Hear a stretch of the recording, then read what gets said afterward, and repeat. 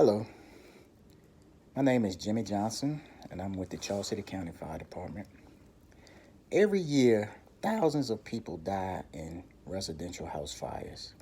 There are many reasons that these fires happen. Some could be cooking fires, where people are cooking and leave the food unattended, or maybe they leave the house and forget to turn the stove off, and the kitchen catches on fire.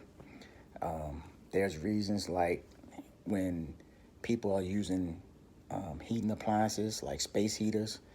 Say, for instance, your heating is not working for some reason in the wintertime and it's cold, so they want to use a space heater, but they have it maybe too close to something that's flammable, which can cause a fire.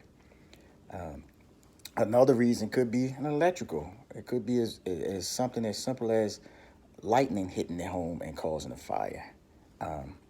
One of the main things it could be is smoking in bed or smoking and falling asleep while you're smoking. That's a big one. Also, people leaving on candles. You know, you want your house to smell good, so you leave the candle burning and you forget and you leave the house. And before you know it, you come back, your house is on fire. This one doesn't happen as often, but it does happen with kids still playing with matches. That was big back in the early 80s and 90s, but now that doesn't happen a lot, but it does happen. And coming up on the Christmas season, you're going to have people who have Christmas trees that get dried out, so they're going to be having fires with the Christmas trees because of the lights on the Christmas trees that light up with the dry leaves on the tree. So those are a few things, few causes of why house fires happen.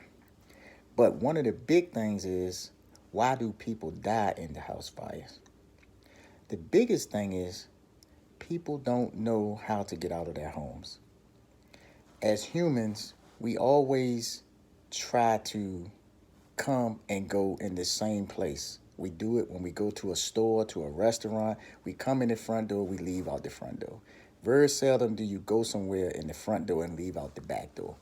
And that's the same thing that happens in your home. You come in your home through the front door or the garage door. That's the door you always tend to go out of. And fortunately, a house fire comes, you're trying to get all the way back there. You've probably bypassed the front door or the back door, trying to get back through the garage door. That's just the way humans behave. So one of the things that we as humans never do, we always talk about it, but do we actually practice home evacuations for fires? No. We always talk about it, but very rarely do we ever do it. So if you don't listen to anything else I say, listen to this. If you have a home, please have an evacuation plan. If you have an evacuation plan, especially with your children, especially with small children, practice that plan. Practice going out of your primary exit of your home. If a fire is in the kitchen, practice going out of the front door. If the fire is in near the front of the house, practice going out of the back door.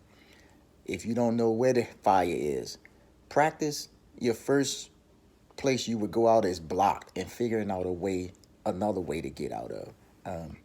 We also, they have those ladders that you can put out of your window. I know it's a hassle to hook all that up and don't look good on your window, but it can save your life. Okay. Some of the factors that people use to determine when there's something wrong is they smell smoke. They have smoke detectors. So when your smoke detector is going off, that's usually your first factor. And if you can hear your detector or sense your detector going off, that tells you that something is not right. That's when you go into the assess mode.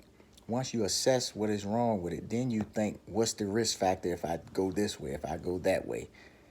Once you've assessed all of that, then you decide what your action plan is going to be. And then you carry out your action plan.